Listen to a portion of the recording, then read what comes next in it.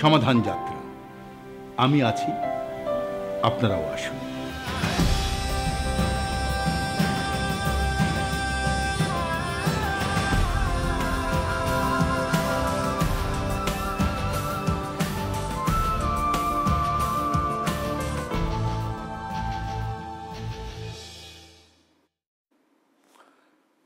সমাধান ছাড়া আর কোনো সমস্যার কথা নয়। নির্বাচনের ডামাডোলে তর্ক বিতর্কের ভিড়ে আমরা প্রায়ই মানুষের বিষয়কে হারিয়ে যেতে দেখি, মানবিক বিষয়কেও হারিয়ে যেতে দেখি। আমরা কিন্তু আছি মানবিক ইস্যু নিয়ে, মানুষের প্রতিদিনের বিষয় নিয়ে। আমার সাথে যুক্ত হন আমাদের হটলাইনে অথবা যে কোনো সামাজিক মাধ্যমে, এবং এই যুক্ততার মধ্যে দিয়ে আমরা আপনাকে পৌঁছে দেব কর্তৃপক্ষের কাছে কিংবা বিশেষজ্ঞদের কাছে। চলুন সকলে হাত ধরে সমাধান খুঁজি। সবাই যদি সমাধানের কথা বলি, কোনো সমস্যাই আর সমস্যা নয়।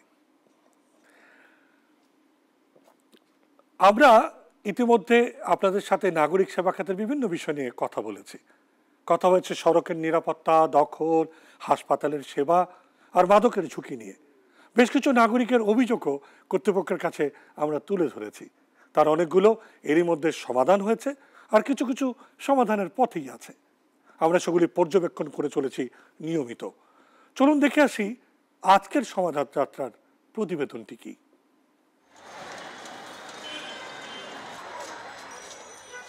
জাতির মেরুদণ্ড হলো শিক্ষা, কিন্তু এই শিক্ষা কি কেবল নম্বর সর্বস্ব? খেয়াল করলে দেখবেন এক গার্ডিয়ান বলতেছে আমার ছেলে পাইছে এত, আমার ছেলে পাইছে এত। এখানে অনেক বই খাতা আছে, 6টা সাবজেক্ট আছে, বাংলা, ইংলিশ, অঙ্ক, সাধারণ জ্ঞান, বিজ্ঞান, আর 2টা খাতা আছে। আমাদের শুধু বোর্ড বই সরকার দিয়েছে, কিন্তু আমাদের স্কুল থেকে অনেকগুলো বই দেওয়া হয় যেগুলো অনেক মোটা আর অনেক ভারী হয়। অ্যান্ড ওই বইগুলো তো অনেক মিস্টেক, যেগুলো দেওয়ার কোনো প্রয়োজন, একদম নিষ্প্রয়োজন, তবু আমার দেওয়া হয়। শিক্ষা ব্যবস্থা এখন সৃজনশীল। বেশি নম্বর পেতে এই সৃজনশীলতা কতটুকু কাজে আসছে? এই ব্যবস্থা কি শিক্ষার্থীদের কথা মাথায় রেখে তৈরি? শিক্ষক হিসেবে ছাত্রছাত্রীদের সাথে এই ব্যাপারটা নিয়ে আমাদের প্রায়শই একটা কনফ্লিক্ট হয়, যেটা আসলে স্ট্রাকচারাল বা কাঠামোবদ্ধ এই পদ্ধতিটাকে সৃজনশীলতার একটা তকমা লাগিয়ে এটা চালিয়ে দেওয়া হচ্ছে। শিক্ষার পদ্ধতি কি চাপ বাড়াচ্ছে? ঘুরে ফিরেই আসছে এমন প্রশ্ন। দেখেন, বয়সের যেটুকু সেই এতে কিন্তু ওজনটা বই খাতারই বেশি হয়ে যাচ্ছে। আমরা লেখাপড়া করছি 10টা থেকে 4টা, এখন স্কুলগুলা ক্লাস করতেছে 12টা থেকে বা 12:15 থেকে 3টা বা 3:30, অতিরিক্ত হলে 4টা। সময় কমে আসছে, আবার সাবজেক্ট অনেক বেশি। সত্যিকার অর্থে যে পাঠদানে সময় দিতে হয়, যা বা ইন্টেনশন পে করতে হয় সেখানে, সেটা তারা পারে না। পরীক্ষায় প্রথম হওয়ায় যখন সব, তখন বিদ্যমান কারিকুলাম থেকে কি শিখতে পারছে শিক্ষার্থীরা? আমি এমন একটা ক্লাস নিলাম যে ওরা খুব বোর ফিল করছে, এরকম ক্লাসটা নিশ্চয়ই তারা আনন্দ পাবে না। তাদের ইসের ফাঁকে ফাঁকে অল্প অল্প আমাদের অভিজ্ঞতার গল্প, তার জন্য শিক্ষণীয় গল্প, এগুলোর ভিতর দিয়ে আরও আনন্দদায়ক করে নেওয়া উচিত।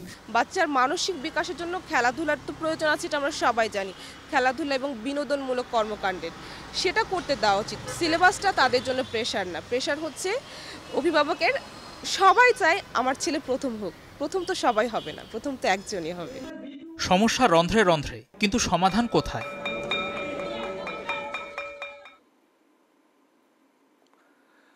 বিজয়ের মাস এই ডিসেম্বর। গতকালই গেল শহীদ বুদ্ধিজীবী দিবস, যেদিন আমরা 991 জন বুদ্ধিজীবীকে, শিক্ষাবিদকে হারিয়েছিলাম। আগামীকাল স্বাধীনতার বিজয় দিবস। স্বাধীনতার 48 বছরেও আমাদের বড় ইস্যু শিক্ষা। শিক্ষা অনেক বিস্তৃত বিষয়, আমরা এত বিস্তৃত বিষয় নিয়ে কথা বলবো না। আজকে আমরা বিশেষ করে প্রাথমিক ও মাধ্যমিক স্তরের শিক্ষা শিশুকৃত যোজনের চাপ হয়ে যাচ্ছে কিনা সেটি নিয়ে আলোচনা করার চেষ্টা করব। পাঠদান ও পরীক্ষা পদ্ধতি, GPA 5-এর পেছনে দৌড় কোনটি, কি করে, কেন, ভালো স্কুলে ভর্তি হওয়ার চাপ, আর তাই নিয়েই বা শিক্ষক এবং অভিভাবকদের মনোভাব আমাদের আলোচনায় আজকের প্রধান বিষয় হয়ে থাকবে। আমাদের আজকের বিষয় তাই শিক্ষার পথ, শিক্ষার পদ্ধতি। তার আগে চলুন আজকে আমাদের সাথে যারা অতিথি আছেন তাদের সাথে পরিচয় করিয়ে দিই। প্রথমে রয়েছেন অধ্যাপক মোহাম্মদ শাহেদুল কবির চৌধুরী, সচিব, মাধ্যমিক উচ্চ মাধ্যমিক শিক্ষা বোর্ড, আপনাকে স্বাগত। আছেন আপনাদের সকলের পরিচিত রাশেদা কে চৌধুরী, তত্ত্বাবধায়ক সরকারের সাবেক শিক্ষা উপদেষ্টা, কিন্তু তার চেয়ে বড় পরিচয় গণস্বাক্ষরতা অভিযানের নির্বাহী পরিচালক। আমাদের সাথে আরও রয়েছেন মহিবুল্লাহ সাহেব, সিনিয়র শিক্ষক, উত্তরা হাই স্কুল এবং কলেজ, অত্যন্ত জনপ্রিয় একজন শিক্ষক, তাকেও নিয়ে এসেছি আজকে আমাদের এই আলোচনায়। আলোচনার প্রথমেই আমি মূলত আপনার কাছে যেতে চাই, রাশেদা কে চৌধুরী। শিক্ষা কি শিশু কিশোরদের জন্য চাপে পরিণত হচ্ছে, কি মনে করেন? অনেক ধন্যবাদ, খুবই গুরুত্বপূর্ণ প্রশ্ন। কিন্তু তার আগে কিছুক্ষণ পরেই আমাদের স্বাধীনতা বিজয় দিবস আমরা পালন করতে যাচ্ছি। শ্রদ্ধাঞ্জলি নিবেদন করে আমাদের শহীদদের প্রতি আপনার প্রশ্নের উত্তরে যেতে চাই। চাপ তৈরি হচ্ছে কিনা সেটা তো চোখ কান খোলা রাখলেই দেখা যায়, স্কুলের আশেপাশে ঘোরাফেরা করলেই দেখা যায় আমাদের শিক্ষার্থীরা, এবং এটা শুধু নগরকেন্দ্রিক না, সর্বত্র এখন শিক্ষাটা এক ধরনের কোচিং সর্বস্ব হয়ে গেছে, গাইড বই নির্ভর হয়ে গেছে। ফলে চাপটা বাড়ছে শিক্ষার্থীদের উপরে। চাপটা কেন, সেটার আরও অনেক প্রশ্ন থাকতে পারে তার মধ্যে, কিন্তু একটা বিষয় এটা অবশ্যই স্বীকৃত এবং আমরা গবেষণা করে পেয়েছি 2016 সালে আমরা যে গবেষণাটি করেছিলাম সেটার মধ্য দিয়ে যেটা বেরিয়ে এসছে যে পাবলিক পরীক্ষা 4টি উচ্চতর পর্যায়ে, উচ্চশিক্ষা পর্যায়ে যাওয়ার আগে পৃথিবীর কোনো দেশে 4টি পাবলিক পরীক্ষা দিতে হয় না শিক্ষার্থীদের। এই পাবলিক পরীক্ষার প্রেসারে গিয়ে বিশেষ করে প্রাথমিক সমাপনী পরীক্ষাটা সেটা কিন্তু ধীরে ধীরে কোচিং ভিত্তিক হয়ে যাচ্ছে। আমরা দেখেছি সারা বাংলাদেশে গবেষণার মধ্য দিয়ে 4র্থ শ্রেণীর থেকে শুরু হয় এবং সেই কোচিং বাণিজ্য স্বয়ং মাননীয় মন্ত্রীও স্বীকার করেছেন, 32,000 কোটি টাকার কোচিং বাণিজ্য বাংলাদেশে। যদি তাই হয়ে থাকে তাহলে চাপটা কোথা থেকে? অভিভাবকের উপরে চাপ, ব্যয়বহুল, শিক্ষার্থীদের উপরে চাপ, বই পুস্তক পরীক্ষার চাপ, অভিভাবকদের তো ব্যয়বহুল শিক্ষা, শিক্ষকদের উপরে চাপ, অসুস্থ প্রতিযোগিতা যেটা আমরা দেখলাম। কোন স্কুল কত বেশি জিপিএ 5 পাবে, গোল্ডেন জিপিএ পাবে, সেটাই প্রতিযোগিতার মূল হয়ে গেছে। শিক্ষার্থীরা কতখানি জ্ঞান আহরণ করছে, কতখানি নৈতিকতা ও মূল্যবোধে মানুষ হচ্ছে, সেই জায়গাটাতে প্রশ্ন থাকছে। এবং আমার মনে হয় সেই সাপেক্ষে যদি মহিবুল্লাহ সাহেব স্যার আপনার কাছে আসতে চাই যে এই চাপের ক্ষেত্রে পাঠদানের পদ্ধতি কতটা দায়ী বলে আপনি মনে করেন? পাঠদানের ক্ষেত্রে ম্যাডামের সাথে আমি যেটা যোগ করব, আমাদের যে পরীক্ষা পদ্ধতি, এই পরীক্ষা পদ্ধতিতে আমি পাঠদানের পদ্ধতির কথা, হ্যাঁ পাঠদানের পদ্ধতির কথাই বলছি আমি। পরীক্ষা পদ্ধতির কারণেই, পরীক্ষা নির্ভর হওয়ার কারণেই পাঠদান পদ্ধতিতে হয়ে যাচ্ছে। যদিও আমরা বলি সৃজনশীল, আসলে কিন্তু মুখস্থটাই প্রধান, নম্বর ভিত্তিক একটা কার্যক্রমের মধ্যে চলে মুখস্থ নির্ভর। এবং হল এক্সামের যে ভীতি, ফার্স্ট হওয়া লাগবে বা জিপিএ 5 পেতেই হবে, এই কারণে হল এক্সামের যে ভীতি, এই ভীতিটা তাদের ছাত্রছাত্রীদের মধ্যে কার্যকর বেশি। আমরা কিছুদিন আগে তার কি পরিণতি, এবং যার কারণে দেখা যাচ্ছে যে পাঠদান পদ্ধতিটাও মুখস্থ বিদ্যার মধ্যেই সীমাবদ্ধ, যতই আমরা সৃজনশীল বলি না কেন। কারণ 3 ঘন্টার একটা লম্বা পরীক্ষা দিতে হচ্ছে তাকে, এবং সেই ওই ছাত্র বা ছাত্রী দেখা যাচ্ছে যে মুখস্থ বিদ্যার উপর নির্ভরশীল। আর অভিভাবকরাও দেখা যাচ্ছে যে কোচিং এর পিছনেই দৌড়াচ্ছে। এবং ওই একটু আগে আমরা যেটা দেখলাম, অল্প কিছু সময় ছাত্রছাত্রী শিক্ষা প্রতিষ্ঠানে থাকেন, বাকি সময় কিন্তু তারা খুব ব্যস্ত থাকে পড়াশোনা নিয়ে, আর কোনো কাজ নেই। পাঠদান পদ্ধতির গলদ হচ্ছে এই জায়গাটাতে। স্কুল অথবা প্রাথমিক বিদ্যালয় হোক বা স্কুল হোক বা এবতদায়ী মাদ্রাসা হোক, এই জায়গাগুলোতে বাচ্চারা সময় পাচ্ছে খুব কম এবং বাইরেই পড়াশোনা করতে হচ্ছে। এমনকি আজকে সকালে আমি আমার সাথে এক ছাত্রের দেখা এবং অভিভাবক সহ ক্লাস 7 বার্ষিক পরীক্ষা শেষ, এখনই কোচিং শুরু করে দিয়েছে, গতকাল থেকে কোচিং শুরু করে দিয়েছে, কারণ আগামী বছর জেএসসি পরীক্ষা দিবে। মানে ছুটির কোনো, আমি যখন বললাম যে আপনি বাচ্চাটাকে নিয়ে বেড়াতে যান, না স্যার কোচিং শুরু হয়ে গেছে। অর্থাৎ জিপিএ 5 পেতে হবে, ফার্স্ট হতে হবে। তারপর আমার যে প্রতিষ্ঠান, আমার প্রতিষ্ঠানের পাশে আরেকটা ভালো প্রতিষ্ঠান আছে, ওই প্রতিষ্ঠানে ভর্তি হতে হবে। অতএব ভর্তি হতে হলে তাকে শুধু জিপিএ 5 পেলে হবে না, তাকে মার্কসও বেশি পেতে হবে। অতএব তাকে এটার জন্যই সারাক্ষণ পড়ার পিছনে, কোনো বিনোদন নাই, কোনো আনন্দ নাই। ফোন কল নিয়ে আসি, আমার মনে হয় আমাদের সময় হচ্ছে আমাদের সচিব সাহেবের কাছে যাওয়ার। তো একটা ফোন কল আছে মোহাম্মদপুর থেকে, যিনি আমাদের সমাধান যাত্রা দলের সাথে হাসান সাহেব যুক্ত হয়েছেন। একটু যদি বলতেন, আপনি কি বলতে চান? আমার হাসান বলছে মোহাম্মদপুর থেকে। সেটি হচ্ছে যে আমরা সব সময় দেখি টেলিভিশন পত্র পত্রিকাতে ফলাও করে আমরা দেখি যে ফলাফলের খবর প্রচার করা হয়, এবার এতগুলো জিপিএ 5 পেয়েছে, এতগুলো জিপিএ 5 পেয়েছে। কিন্তু আসলে যাদেরকে জিপিএ 5 পাওয়ানোর দায়িত্ব দেওয়া হয়, জিপিএ 5 পাওয়ানোর তো মূলত দায়িত্ব দেওয়া হয় না, শিক্ষা ব্যবস্থার দায়িত্ব দেওয়া হয়। আমি আমার এলাকাতে এবং আমার জীবনের শিক্ষা থেকে বলতে পারি, আমার এলাকার শিক্ষা থেকে বলতে পারি, প্রাথমিক স্তরে নারীদেরকে আমরা একটু বিশেষ সুবিধা দিতে গিয়ে, আমি নারীদের বিপক্ষে না, সুবিধা দিতে গিয়ে আমাদের যে ভুলটা এক জায়গায় করছি, এসএসসি পাশ করলে বা এইচএসসি পাশ করলেই তিনি শিক্ষক হিসেবে পাঠদানের জন্য আমরা তাকে যোগ্য মনে করি, তিনি প্রাইমারিতে শিক্ষক হিসেবে তাকে নিয়োগ দেওয়া হচ্ছে। আপনি আমাকে বলুন, বাংলাদেশের শিক্ষা পদ্ধতিতে আমরা যেভাবে দেখি প্রশ্ন ফাঁস হয়, যেভাবে পরীক্ষার আগের দিন সামাজিক যোগাযোগ মাধ্যমে প্রশ্নে পাওয়া যায়, সেই পরীক্ষা পদ্ধতিতে একজন শিক্ষক উঠে আসেন এবং তিনি প্রাথমিক পর্যায়ে শিক্ষার্থীদের শিক্ষা দেওয়ার মতো পর্যাপ্ত পরিমাণে যোগ্যতা রাখেন কিনা, এটি একটি প্রশ্ন। যে আমরা প্রশ্নটা বুঝেছি, আমি আপনাকে থাকতে বলবো, সমাধান যাত্রার সঙ্গে থাকুন। তো আমরা শিক্ষকদের মান নিয়ে প্রশ্ন তুলেছেন, তাদের প্রস্তুতি নিয়ে প্রশ্ন তুলেছেন এবং তাদেরকে প্রস্তুতি করার ব্যাপারটাও প্রশ্ন তুলেছেন। আমরা আসলে এই প্রশ্নগুলোই তুলতে চাচ্ছিলাম আপনার কাছে। এই যে আমরা আলোচনা করছি এবং দুজন যে প্রাথমিক বক্তব্য দিলেন, আমার কাছে মনে হয় যে প্রফেসর মোহাম্মদ শাহিদুল কবির চৌধুরী, আপনার কাছে আমাদের প্রশ্ন একটি, এই বিষয়গুলো নিয়ে সরকার কি ভাবছে? আপনারা কি এই বিষয়গুলো ওয়াকিফ হন? ধন্যবাদ। আর প্রথমেই বক্তব্যের শুরুতে আমি শ্রদ্ধা জানাচ্ছি আমাদের শহীদদের প্রতি, কারণ সকালেই আমরা আমাদের বিজয়ের 47তম বর্ষ পালন করতে যাচ্ছি। আসলে আজকের যে আলোচনার মূল বিষয়টি প্রাথমিক এবং মাধ্যমিক পর্যায়ের শিক্ষার বিষয় নিয়ে অত্যন্ত গুরুত্বপূর্ণ এবং সংবেদনশীল একটি জায়গা, এবং আমরা কিন্তু সবাই লক্ষ্য করেছি বা কম বেশি সবাই জানি যে আসলে সংকটটি কোথায়। এখন এই অনুষ্ঠানের মাধ্যমে আসলে আমরা সমাধানের দিকে যেতে চাই। অবশ্যই আপনি যেটি বলেছেন যে শিক্ষকদের মানের কথা, একজন প্রশ্ন করেছেন, খুবই চমৎকার এবং রেলেভেন্ট প্রশ্ন এটি, যে আমরা যখন আমাদের এডুকেশন পলিসি দেখি সেখানে কিন্তু একটি গুরুত্বপূর্ণ জায়গা দখল করে আছে কিন্তু মানসম্পন্ন শিক্ষক। এই মানসম্পন্ন শিক্ষকের জায়গায়, যেমন এখানে উত্তর হাই স্কুলের শিক্ষক মহোদয় আছেন, ম্যাডাম আছেন, তারা দীর্ঘদিন কিন্তু এই বিষয়টা আমরা প্রত্যক্ষ করছি যে আমাদের মানসম্পন্ন শিক্ষকের অভাব রয়েছে, এবং এক্ষেত্রে সরকারও ওয়াকিফাল আছেন এবং সরকার তার যে নীতি নির্ধারণী কাজগুলো করছেন সেখানে কিন্তু শিক্ষার মান বাড়াবার জন্যে কিছু জায়গা চিহ্নিত করেছেন। তার মধ্যে একটি কিন্তু হচ্ছে মানসম্পন্ন শিক্ষক নিয়োগ এবং তাদের প্রশিক্ষণ। আচ্ছা, আর এই যে পরীক্ষাজনিত যে চারটা পরীক্ষা উচ্চ শিক্ষার্থে যাওয়ার আগেই, এবং তার কারণে যে কোচিং ব্যবসা 34,000 কোটি টাকার, এবং তার কারণে যে কন্টিনিউয়াস একটা চাপ, তার যে জীবনে আরো অন্য কিছু রয়েছে সেগুলো থেকে বাচ্চাদেরকে সরিয়ে ফেলা, এই বিষয়গুলোর পাশাপাশি শিক্ষাদান পদ্ধতিতে আমরা শুনলাম যে এই যে আমরা যতই সৃজনশীল বলি, যে তকমা লাগিয়ে, যেটা সেন্ট জোসেফ স্কুলের টিচার বললেন, তকমা লাগালেই তো সৃজনশীলতা হয় না।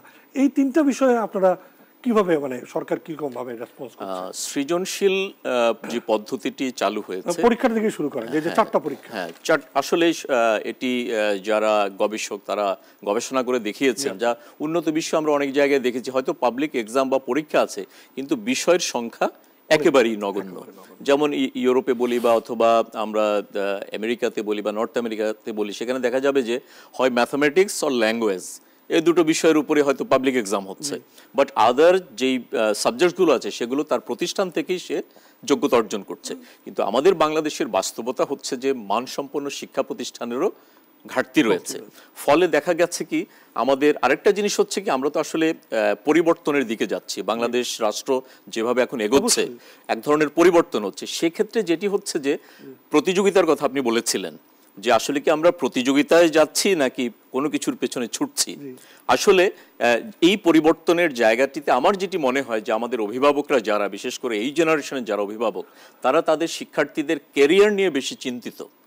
আসলে একজন জ্ঞান অর্জনের যে জায়গাটি, সেই জায়গা হয়তো আমাদের সমাজ, আমাদের আর্থসামাজিক ব্যবস্থাপনা সেভাবে হয়তো এখন পর্যন্ত অ্যাড্রেস করলে ওই জায়গায় আমরা আসলে পৌঁছতে পারিনি। আমি আপনাকে কয়েকটা গ্রাফ দেখিয়ে আবার ফেরত আসি, আমাদের অবস্থাটা একটু বোঝা দরকার, আপনাদের, আমরা সকলে একটু বুঝি, দর্শকরা বুঝুক। আমরা একটুখানি দেখার চেষ্টা করি বাংলাদেশের প্রাথমিক বিদ্যালয়ের সংখ্যা কত? প্রায় 1,33,000, এবং এর মধ্যে 65,000 সরকারি প্রাথমিক বিদ্যালয়, বাকি প্রায় 68,000ই বেসরকারি। আর অন্যদিকে মাধ্যমিক এবং নিম্ন মাধ্যমিক বিদ্যালয়ের মধ্যে 53,000 বিদ্যালয়ের মধ্যেই সরকারি রয়েছে মাত্র 631টি। প্রাথমিক শিক্ষায় এই যে 3.5 লক্ষ শিক্ষক আছেন, ইউনেস্কোর গ্লোবাল এডুকেশন মনিটরিং রিপোর্ট অনুযায়ী এর মধ্যে মাত্র 50 ভাগ শিক্ষকের প্রশিক্ষণ আছে। যে কথাটা বলছিলেন হাসান সাহেব মোহাম্মদপুর থেকে, যে আমরা এই প্রশিক্ষণ না দিয়েও প্রাথমিক শিক্ষকদেরকে নিয়োগ করে চলেছি এবং তাদের সংখ্যা এখন প্রায় 50% ঊর্ধ্বে যারা প্রশিক্ষণ ছাড়াই শিক্ষকতা করছেন। আনুপাতিক যে মান, যেটি আমাদের শিক্ষা নীতিতে বলা রয়েছে যে আমাদের আনুপাতিক মান হবে 1:30, অর্থাৎ প্রতি 30 জনে একজন। এখন শিক্ষকের অনুপাত প্রায় 43 জনে একজন। তার মানে আমাদের নীতি অনুযায়ী আমরা জায়গা মতো পৌঁছতে পারছি না। আর সরকারি মাধ্যমিক বিদ্যালয়ে যদিও বা 41 জনে একজন, কিন্তু শিক্ষানীতি অনুযায়ী সরকারি বা বেসরকারি কোথাও এই অনুপাত সত্যিকার অর্থে অর্জনের এখনও সামর্থ্যের জায়গা আমরা যেতে পারিনি। সবগুলো বিষয় নিয়ে যে চাপ তৈরি শিক্ষার্থীদের উপর হচ্ছে, সেই চাপের ফলে পরীক্ষার ফলাফলের দিক থেকেও এক অদ্ভুত ধরনের অবস্থা তৈরি হয়, যার কারণে বিভিন্ন অসৎ উপায় করা, চাপে পড়ে ভর্তি হতে না পারা, এবং এর জন্যে আত্মহত্যার প্রবণতা বেড়ে যাচ্ছে। আমাদের বছরকে বছর এই আত্মহত্যার প্রবণতা এতটাই বেড়েছে, 2017 সালেই আমরা আত্মহত্যা করতে দেখেছি 5 জনকে, এবং এবছর দেখেছি প্রায় আরও বেশি 9 জনের মতো। আসলে এই আত্মহত্যার পাশাপাশি মনে রাখতে হবে আত্মহত্যার চেষ্টাও করেছেন প্রায় 29 থেকে 30 জন। জিপিএ পদ্ধতির কথা যদি বলি, 2003 সালে যখন জিপিএ পদ্ধতি শুরু হয় তখন জিপিএ 5 পেয়েছিল মাত্র 20 জন।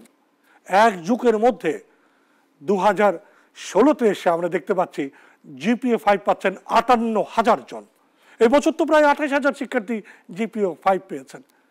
এখন এই যে প্রক্রিয়া, এই প্রক্রিয়ার মধ্যে অর্জন তো দেখতে পাচ্ছি জিপিএ 5 পাওয়া। আসলে কি এই অর্জনটাই আমাদের টার্গেট ছিল? আমরা আবারও এই আলোচনায় ফেরত যাব। যুক্ত থাকেন সমাধান যাত্রায়, ফোনে, মেইলে, সামাজিক যে কোনো মাধ্যমে। আমরা একটা ফোন কল নিয়ে ফেরত যাব যেখানে আলোচনায় ছিলাম। আমাদের সাথে ফোনে যুক্ত হচ্ছেন দিলারা চৌধুরী, যিনি আমাদের সমাধান যাত্রা দলের সঙ্গে যুক্ত হয়েছেন। দিলারা চৌধুরী, বলুন আপনি কি বলতে চাচ্ছিলেন? আসসালামু আলাইকুম। জি, আপনি তো ভিকারুন্নেসা নূনের স্কুল গভর্নিং বডির একজন সদস্য। আমরা যে আলোচনা করছিলাম সে বিষয়ে আপনি এবং সবচেয়ে গুরুত্বপূর্ণ যে প্রশ্নগুলো আলোচনার মধ্যে উঠছে, অভিভাবকরাও যেটা বলছেন আমাদের সচিব সাহেব, যে এক ধরনের প্রতিযোগিতামুখী, এক ধরনের কার্যক্ষেত্রে তার অবস্থানের জন্য এক ইঁদুর দৌড়ের মুখী, এই সব কিছু মিলিয়ে অভিযোগটা কিছুটা তো অভিভাবকদের দিকেও বর্তায়। আবার আপনি এমন একটা স্কুলে রয়েছেন যে সেখানে সবচেয়ে উচ্চতর ভালো শিক্ষারও একটা ঘনঘটা রয়েছে। সারা বাংলাদেশে সেটা না থাকার কারণে এইখানে ঢোকার জন্য একটা অশুভ প্রতিযোগিতা আমরা দেখতে পাই। এই দুটো মিলিয়ে আপনি কি ভাবছেন? ধন্যবাদ। আসলে আমি অনেকগুলো প্রশ্ন আপনি করেছেন, তার মধ্যে আমি একটা একটা করে জি জি জি জি প্রথমে যেমন কি জন্য, মানে আপনি বলছেন যে কি জন্য এত স্কুল থাকতে বা এই স্কুলে আমরা বেছে নিলাম কেন। আসলে প্রথমত এটা তো আসলে ফেমাস একটা স্কুল গোটা বাংলাদেশের মধ্যে। জি, এটা নিয়ে কোনো সংশয় নেই। আমরা হচ্ছে অভিভাবকের দিকে আঙুল তুলছে যে তারা প্রতিযোগিতার মধ্যে দিয়ে এখন প্রতিযোগিতাটা আসছে হলো আমাদের যে মানে ধাপগুলো, শিক্ষার যে ধাপগুলো আছে আগে যেটা দেখে আসছি সেই জায়গাটা কিন্তু এখন আর নেই। হ্যাঁ, যেমন হচ্ছে আগে একটা শিক্ষার মান যে ছিল, হ্যাঁ, সেই মানটা দেখে কিন্তু আমরা মানে এখানে ছুটে আসছি। হ্যাঁ, সেই মানগুলো হলো আস্তে আস্তে ভেঙে যাওয়ার কারণগুলো হচ্ছে কি, যে এখানে 24,000, যেমন ভিকারুন্নেসা নূন স্কুল, এখানে 24,000 স্টুডেন্ট, সেই স্টুডেন্ট এবং কি শিক্ষক হচ্ছে মিনিমাম 1,000-এর বেশি আছে, 1,000-এর বেশি আছে। তো এখানে যে জিনিসগুলো আমরা চোখে দেখতেছি, যে নিয়োগ যে শিক্ষকরা আছেন, নিয়োগ বাদেই তারা কিছু ক্ষমতার প্রলোভনে বা হচ্ছে টাকা দিয়ে বিভিন্ন কৌশল এরা হচ্ছে নেয়। যেখানে আমরা শুনে আসছি যে প্রাইমারিতে পিটিআইটা হলো থাকতেই হবে, একাধিক শিক্ষকের কোনো পিটিআই নেই। তারপর বিএড এর দরকার, বিএড নাই, তাহলে কাউন্সেলিং করবে কিভাবে? এই জিনিসগুলো কিন্তু আমরা কিন্তু শিক্ষকের বিষয় নিয়ে কথা বলছি, আমাদের এখানে শিক্ষকরাও রয়েছেন, কিন্তু এই যে অভিভাবকরা এক ধরনের প্রতিযোগিতার মধ্যে দিয়ে তাদের সৃজনশীল অন্যান্য কার্যক্রম থেকে তাদেরকে একটা ব্যাহত অবস্থার মধ্যে নিয়ে এবং জিপিএ 5 পাওয়ার একটা প্রতিযোগিতার মধ্যে ঠেলে দিয়ে তাদের মানসিক বিকারগ্রস্ত করে ফেলার যে প্রচেষ্টা, এবং সেখানে কোচিং তো অন্যতম বাহনে পরিণত হওয়া, এখানে কি অভিভাবকদের বিশেষ কোনো দায়িত্ব আছে বলে মনে করেন? না, আসলে কোচিং এর ক্ষেত্রে কোচিং এর ব্যাপারটা আসছে কি শিক্ষার্থী এবং শিক্ষকদের মধ্যে কোঅপারেট করতে পারে না। হ্যাঁ, কোঅপারেট এত সংখ্যক শিক্ষার্থী যে উভয়ের মধ্যে যে একটা সমতা মানে একটা ভালো সম্পর্ক রাখার দরকার, এই সম্পর্কটা খুব দরকার, কিন্তু সেটা নেই। আর নেই বলে হচ্ছে অভিভাবক যারা বিভ্রান্তিতে মানে অনিশ্চিত ভাবে তারা হচ্ছে। যেমন আপনি আমাদের সাথে থাকুন, আমরা আলোচনার এই জায়গাগুলো আরেকটু পরিষ্কার করব। একটু বিরতিতে একটু যাবই, কিন্তু তার আগে পরিষ্কার করে মনে করে দিই 24,000-এ 1,000 টিচার, তার মানে 24 জনে একজন। যদি শিক্ষানীতির কথাও বলি 30 জনে একজন, তার জন্য কিন্তু যথেষ্ট ভালো একটা অবস্থান। তারপরেও বলছেন যথেষ্ট মনোযোগ দিতে পারছেন না শিক্ষকরা, সেজন্য কোচিং এ যাই। বিষয়গুলো আপনাদের সামনে অবশ্যই আলোচনা করা দরকার। আমরা যে বিষয় নিয়ে কথা বলছিলাম এর মধ্যেই সমাধান যাত্রায় যুক্ত হয়েছেন একজন প্রধান শিক্ষক জনাব শেখ নুরুল আমিন। আমি আপনাকে স্বাগত জানাই, যদি একটু বলবেন আপনার এই আলোচনার মধ্যে আপনার মতামত। একটু আপনি প্রশ্নটা পুনরায় করুন, বোঝা যাচ্ছে না। জি বলুন। মানে সমস্যা তো, প্রশ্নটা পুনরায় করুন। না, আমি কোনো প্রশ্ন করিনি, আপনি প্রধান শিক্ষক হিসেবে আলোচনা শুনছিলেন, আপনার যুক্ত করার বিষয়টি যেটি আপনি মনে করেন সেটি যদি একটু বলতেন।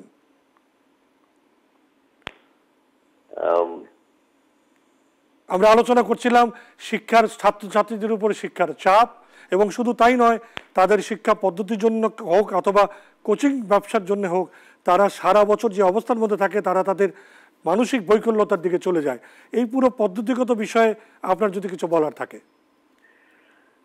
আমি যেটা বলতে চাচ্ছি যে বিশেষ করে কোচিং এর যে চাপ, এটি হচ্ছে যে বিশেষ করে দেখা যায় যে বিভিন্ন কোচিং সেন্টারগুলো ছাত্রের প্রেসার ক্রিয়েট করে, এগুলো অনেক সময় দেখা যায় যে শিক্ষার ক্ষেত্রে একটা প্রতিবন্ধকতার সৃষ্টি হয়। এটা কি অনেকগুলি পরীক্ষা হওয়ার কারণে, এই যে মাধ্যমিক স্তরে যে অনেকগুলো 4টি পরীক্ষা, এর জন্য কি কোচিং ব্যবসাটা ফুলে ফেপে উঠেছে বলে মনে করেন?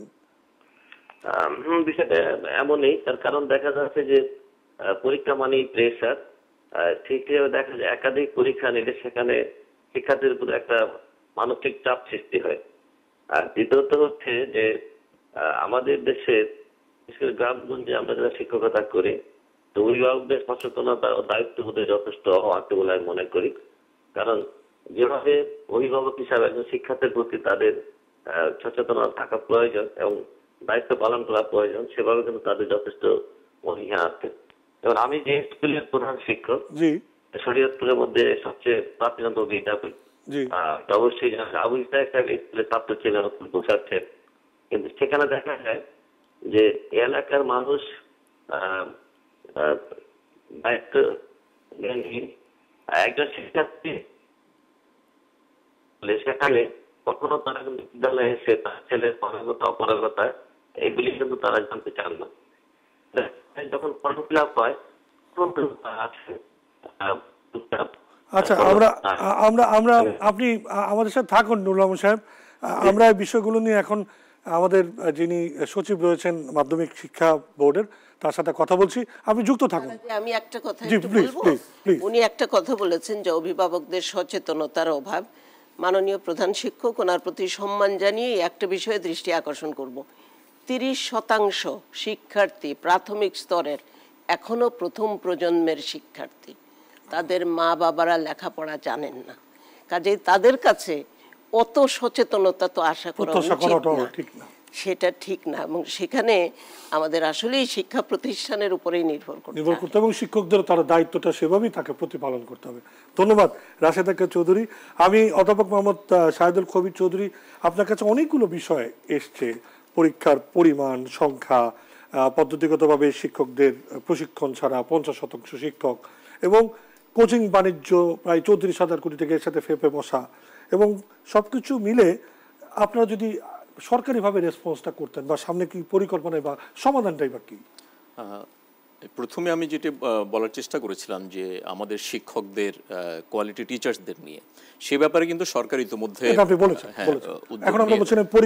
এখন পরীক্ষার যে সংখ্যাটির কথা বলা হচ্ছে এটা নিয়ে আসলে আলোচনা হচ্ছে। ইতিমধ্যে জেএসসি এবং এসএসসি পর্যায়ে বিষয়ের সংখ্যা কমিয়ে আনা হয়েছে, এটি একটি উদ্যোগ ইতিমধ্যে নেওয়া হয়েছে।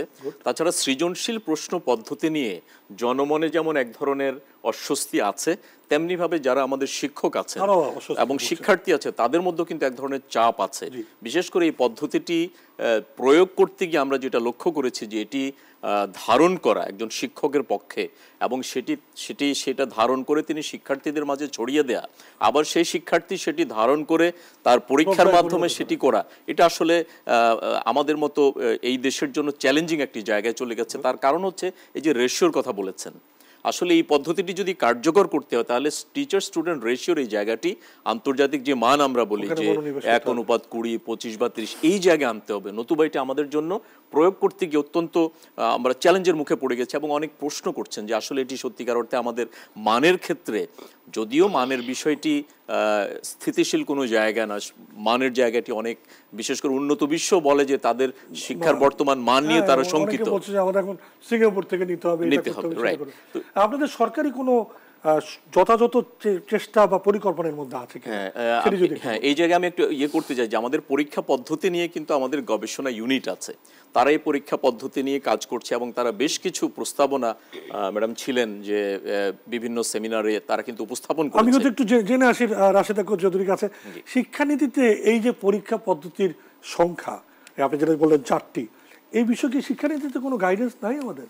অবশ্যই আছে, এবং আমি যেটা একটু আনন্দের সাথে যে কথাটা বলতে চাই যে শিক্ষানীতি 2010 স্বাধীনতার এত বছর পরে একটা পূর্ণাঙ্গ শিক্ষানীতি আমরা পেয়েছি, কিন্তু সেটার অনেক কিছুই আমরা বাস্তবায়ন করতে পারিনি। অনেকগুলো দিক নির্দেশনা আছে যেগুলো নিয়ে আমরা কথা বলছি, সমাধানের পথ আছে। যেমন বলা হয়েছে প্রাথমিক শিক্ষাকে 8ম শ্রেণী পর্যন্ত উন্নীত করে তখন একটা মূল্যায়ন করা যেতে পারে, তাও বলা হয়েছে স্থানীয় পর্যায়ে করা যেতে পারে, সেটা বলা হয়েছে। এবং যেটা বলা হয়েছে যে অনেকে এখন যেটা মনে করছে পরীক্ষা ছাড়া মূল্যায়ন কি করে হবে, কিন্তু বলা আছে ধারাবাহিক মূল্যায়নের কোনো বিকল্প নেই, শ্রেণীকক্ষ ভিত্তিক সেই মূল্যায়নগুলোকে পাশ কাটিয়ে এখন আমরা পরীক্ষা ভিত্তিক হয়ে গেছি। এটাই মানে সমাধান থেকে দূরে সরে। তার মানে তো এক ধরনের স্টুডেন্টদের মানে ছাত্রছাত্রীদের উপর চাপটার উপরে আমরা কনসেন্ট্রেট করলাম, কিন্তু তাদেরকে সহজ করে যে পদ্ধতিগতভাবে স্কুলের শিক্ষাদান, শিক্ষকের সংখ্যা, পদ্ধতি, সেগুলোতে যে মনোনিবেশ, সেটা কিন্তু এড়িয়ে গেলাম এক ধরনের, তাই না? কিন্তু উনি একটা কথা বলেছেন, আমি যেটাতে আসতে চাচ্ছি একটু, যেটা হলো সরকার কিছু কিছু উদ্যোগ মাধ্যমিক স্তরে কিন্তু নেওয়া হয়েছে। 4টি বিষয় কমিয়ে দেয়া হয়েছে পরীক্ষাতে। যেমন আমি উদাহরণ দিয়ে যদি বলি, ক্রীড়া এবং শারীরিক শিক্ষা, এটা একটি পরীক্ষা দেওয়ার সাবজেক্ট ছিল। বইয়ের মধ্যে গোল পোস্টের ব্যাসার্ধ কতটুকু সেটা সে বইয়ে মুখস্থ করবে নাকি মাঠে গিয়ে দেখবে, এই জন্য এটাকে আমরা পরামর্শ দিয়েছিলাম, সরকার সেটা গ্রহণ করেছেন, ধন্যবাদ। 4টি বিষয় শ্রেণীকক্ষে, অনেকে এটাও বলেন যে টিচাররা সেখানে ভুল নম্বর দেবেন বা বেশি করে দেবেন, 2-3 বছর আমাদের হোঁচট খেতে হতে পারে, কিন্তু পরে এই পথেই যেতে হবে আমাদের। ক্লাসে মূল্যায়নের ব্যাপারে যে সাজেশনগুলো আছে সেটাকে গুরুত্ব দিয়ে এখানে একটু কমানো, এই বিষয়ে আপনার কি মত? এবং ম্যাডাম যেটা বললেন যে ক্রীড়া এবং অন্যান্য 2-1টা সাবজেক্ট কমিয়ে দেওয়া হয়েছে এবং এগুলি ক্লাসে অ্যাসেসমেন্ট হচ্ছে। ক্লাসে অ্যাসেসমেন্ট হওয়ার কারণে বাচ্চাদের উপর প্রেশার কিছুটা হলেও কমতেছে। আর প্রেশারের যে বিষয়টা এখানে আসছে সেটা হচ্ছে অতিমাত্রায় কম্পিটিটিভ অ্যাটিটিউডের কারণেই মেন্টাল স্ট্রেস সৃষ্টি হচ্ছে। কিন্তু শ্রেণীভিত্তিক মূল্যায়নটাকে বাড়িয়ে পরীক্ষা ভিত্তিক মূল্যায়নটাকে কমানোর এই ব্যাপারে আপনার মত? এটা অবশ্যই কার্যকরী হবে এবং এটা খুবই যুগোপযোগী হবে যদি আমরা এটা করতে পারি, এবং এটা হওয়া উচিত। বাচ্চাদের উপর প্রেশার কমানোর জন্য এটা হওয়া উচিত। Thank you. আমরা যদিও আগামীকাল সমাধান প্রস্তাবগুলো দেওয়ার চেষ্টা করব, কিন্তু তার আগে আজকে আমরা আমাদের অতিথির কাছে শেষ কিছু প্রশ্ন জেনে নিতে চাই তাদের এই বিষয়ে মতামত। আমাদের বিভিন্ন ধারার শিক্ষা, ক্যাডেটের শিক্ষা, সাধারণ শিক্ষা, ইংরেজি মাধ্যম শিক্ষা, মাদ্রাসা শিক্ষা, এই যে এতগুলো শিক্ষা ব্যবস্থা, তাদের পাঠদান পদ্ধতি, পরীক্ষা পদ্ধতি, এগুলোর একীভূত করার জন্যে আমরা আসলে কতটা সামর্থ্যবান? এটা আসলে একটি জটিল বিষয়। আমাদের দীর্ঘদিন থেকেই মানে এই ধরনের বিভিন্ন ধরনের আমাদের শিক্ষা পদ্ধতি কিন্তু চালু আছে, এবং আমাদের আর্থসামাজিক বাস্তবতায় যেটা এগুলো ইতোমধ্যে এক একটি শ্রেণী এবং পেশা মধ্যে সীমাবদ্ধ হয়ে গেছে। তবে আপনি যেটি বলেছেন, আমরাও চাই যে যে কোনো দেশের জন্যই একটি একমুখী একীভূত শিক্ষা পদ্ধতির প্রয়োজন রয়েছে। তো সেই ব্যাপারে কি আপনারা উদ্যোগ নিচ্ছেন? আসলে আমাদের শিক্ষা নীতি তো হচ্ছে আমাদের মূল ডকুমেন্ট। হ্যাঁ, সেই ডকুমেন্টেই আসলে এই যে পর্যায়ক্রমে কিভাবে আমরা, সেগুলো কিন্তু সবই এখানে বলা আছে। এখন সেটি হচ্ছে যে একটি কথা সবসময় বলা হয় যে এই প্রসঙ্গে উনি যেটা বলছেন যে আমাদের তো এই মাধ্যমিক শিক্ষার মধ্যেই আবার দুটো মন্ত্রণালয়, এইখানে কি সমন্বয় যথোপযুক্তভাবে আছে, বা আমরা এইটা এই ভঙ্গুরতাকে আমাদের একটা বিব্রতকর অবস্থায় নিচ্ছে কিনা? আপনি তো এই আন্দোলনে যুক্ত দীর্ঘদিন। হ্যাঁ, আমি যেটা প্রথমে ওনার সাথে একমত হয়ে যেটা বলতে চাই, আমাদের কিন্তু পুরো শিক্ষা ব্যবস্থা কিভাবে চলতে পারে তার দিক নির্দেশনা শিক্ষানীতিতে আছে। খুবই আধুনিকতর একটা যোগ্যোপযোগী শিক্ষানীতি, যেটা বাস্তবায়নের ক্ষেত্রে অনেক কিছুই আমরা করতে পারিনি। সেখানে যখনই বলা হচ্ছে প্রাথমিক শিক্ষাকে অষ্টম শ্রেণী পর্যন্ত, তখন তো ওইটা একটা মন্ত্রণালয়ের মধ্যেই চলে যাবে। অনেক দেশেই আছে উচ্চশিক্ষা অন্য মন্ত্রণালয়, দুটো মন্ত্রণালয় থাকতে পারে, কিন্তু আন্তঃমন্ত্রণালয়ের সমন্বয়ের ব্যাপারে আমরা কিন্তু খুব একটা আশাবাদী হতে পারি না। সেটা হচ্ছে একটা বিষয়। দ্বিতীয় যে কথাটা বলতে চাই, ওই শিক্ষানীতিতেই কিন্তু এই যে বিভিন্ন ধারার কথা বললেন আপনি, এগুলো কি স্বীকার করে নেওয়া হয়েছে? কারণ এগুলো বাস্তবতা, চাহিদা ভিত্তিক ধর্মীয় ধারা এবং ইংলিশ মিডিয়াম, মোটা দাগে যদি বলি, আর মূল ধারা, এই তিনটি ধারায় তো অভিভাবকরা পাঠাচ্ছেন। আপনার তো গ্লোবালাইজেশনের কারণে, বৈশ্বিক কারণেই ধারাগুলো তৈরি হয়ে গেছে এবং চাহিদা তৈরি হয়ে গেছে। সেখানে কিন্তু একটা একক ব্যবস্থায় আনার একটা দিক নির্দেশনা আছে, সেটা হলো প্রতিটি ধারায় অন্তত 6টি বিষয় বাধ্যতামূলকভাবে পড়াতে হবে অষ্টম শ্রেণী পর্যন্ত। সেটা আমরা এখনো বাস্তবায়ন করতে পারিনি। একজন অতিথি আছেন আমাদের সাথে, সমাধান যাত্রা দলের সাথে যুক্ত হয়েছেন, যদি আপনি আপনার বক্তব্যটি বলে ফেলতেন, আমরা প্রায় শেষ পর্যায়ে রয়েছি। আসসালামু আলাইকুম। ওয়া আসসালাম। আমি শফিকুল ইসলাম বলছি মালিবাগ থেকে। বলুন না। আচ্ছা, আমার মেয়ে ক্লাস 4-এ পড়ে বেকাউন্ডে স্কুলে। আচ্ছা, বেলি রোড শাখায়। তো এখন রেশিও অনুযায়ী প্রাথমিকে 1:41, একটু আগে যেটা আমি স্ক্রিনে দেখলাম। আচ্ছা, কিন্তু আমার মেয়ের ক্লাসে স্টুডেন্ট হচ্ছে প্রায় 76। তাহলে একজন টিচারের পক্ষে কিভাবে এই 76টা স্টুডেন্ট মেনটেন করা সম্ভব, এবং এই 76টা স্টুডেন্টের ভিতরে কয়জন কি শিখতে পারবে, বা অ্যাটেনশনটা কিভাবে নিতে পারবে, হোমওয়ার্কটা কিভাবে রিচেক করতে পারবে? আপনার পয়েন্টটা বুঝেছি, আপনি আমাদের সাথে থাকুন, অত্যন্ত গুরুত্বপূর্ণ পয়েন্ট। আমি মহিবুল্লাহ সাহেবের কাছে এই বিষয়ে যাব, তার আগে ছোট্ট করে আপনি যে জায়গাটা শেষ করছিলেন, তো এই যে ইন্টিগ্রেশন বা আন্তঃমন্ত্রণালয়, আমরা তো জলজট, যানজট, বিভিন্ন সমস্যায় দেখেছি এই আন্তঃমন্ত্রণালয় দিয়ে আসলে কাজ হয় না। তো আপনি কি স্পষ্ট করে বলতে পারেন যে তাহলে কি আমরা, আপনি যে বলছিলেন যে উচ্চতর শিক্ষাকে আলাদা করে পুরোটাকে একটা একীভূত করার কোনো প্রস্তাব কি আপনি দিতে চান আজকে? আমরা মনে করি সমাধানের একটা পথ তো অবশ্যই বটে। শিক্ষা ব্যবস্থায় যে জটিলতা তৈরি হয় মাঝে মধ্যেই দেখছি আমরা, সেখানে কিন্তু এই মন্ত্রণালয়গুলো আমাদের রাখা প্রয়োজন। উচ্চশিক্ষাটা তো খুবই প্রয়োজন, উচ্চশিক্ষার সাথে গবেষণাটাকে রাখা দরকার, কারণ বাংলাদেশে গবেষণার জন্য শিক্ষা গবেষণায় কোনো গুরুত্ব নেই, সেইটা গুরুত্ব আসবে।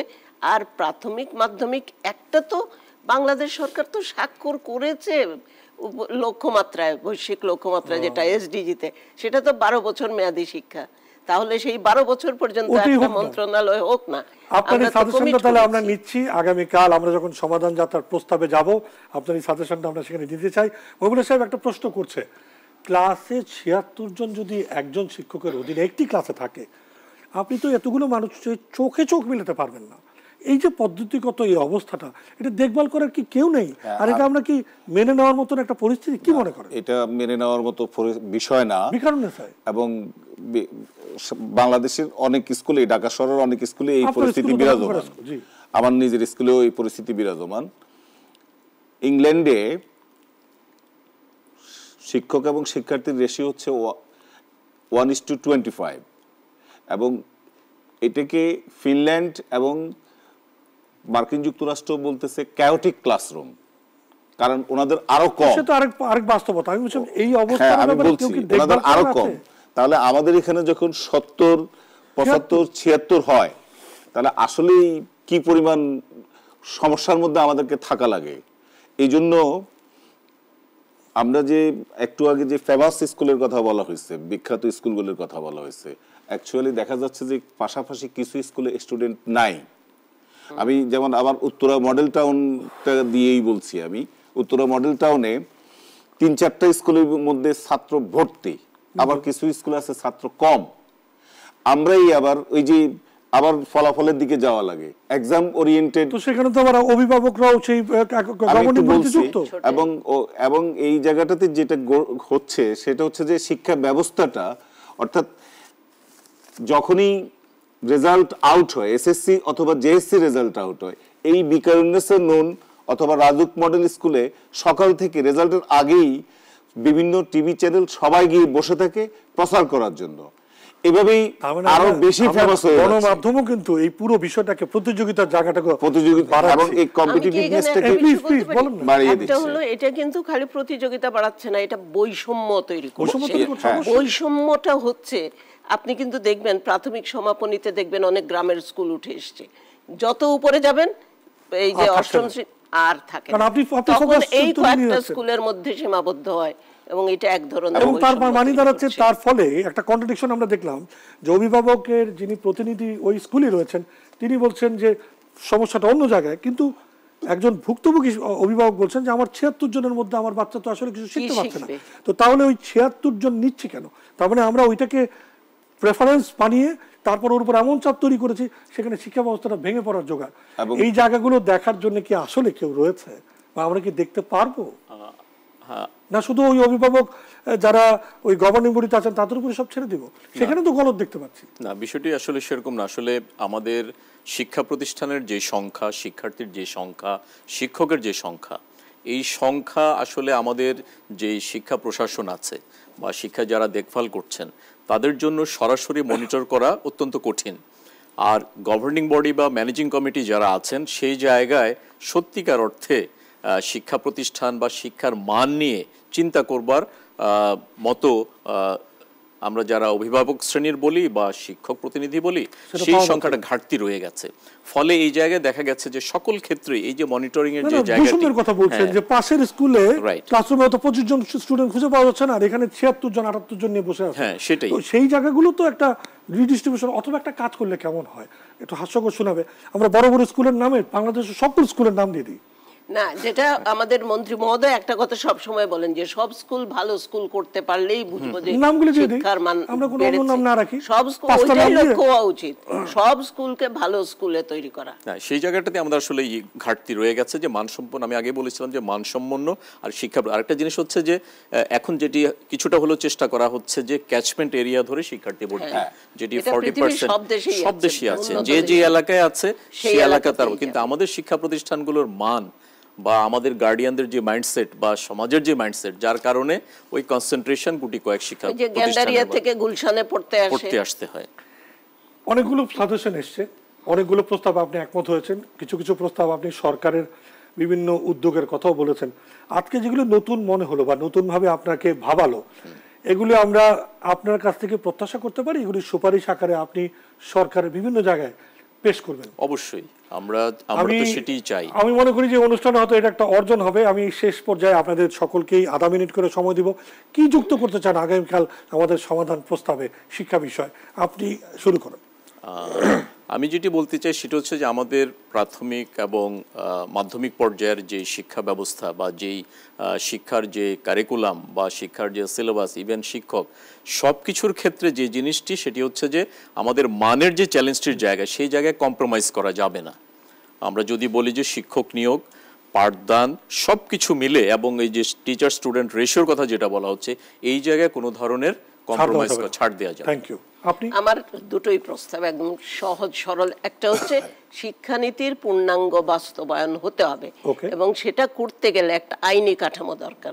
সেই জন্য একটা সমন্বিত শিক্ষা আইন, যেটার খসড়া দীর্ঘদিন ধরে পড়ে আছে, সেই আইনটা বাস্তবায়ন করতে হবে। না হলে কিন্তু এই নীতি বাস্তবায়ন করা যাবে না।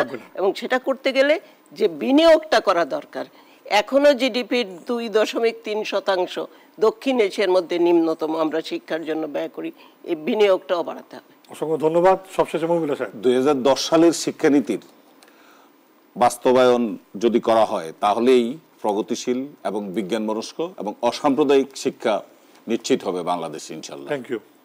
Thank you. আমরা অনুষ্ঠানের শেষ পর্যায়ে, আমরা যদিও আগামীকাল চেষ্টা করব আজকে যে আলোচনা হলো এবং একই সঙ্গে নতুন যে আলোচনা হলো সবকিছু মিলে আমরা একটি সুস্পষ্ট সমাধান প্রস্তাব দেওয়ার।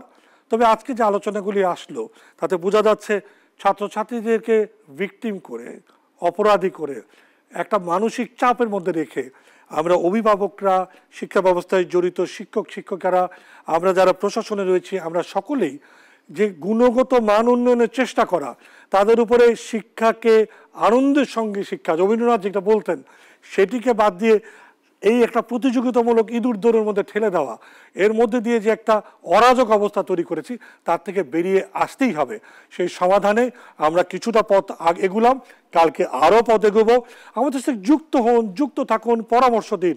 সমাধান যাত্রার দল অপেক্ষায় রয়েছে, নাগরিক টিভি অপেক্ষায় রয়েছে। কালকে পর্যন্ত ভালো থাকুন, সুস্থ থাকুন, দেখা হবে আগামীকাল। আজকের মতো এখানেই বিদায়।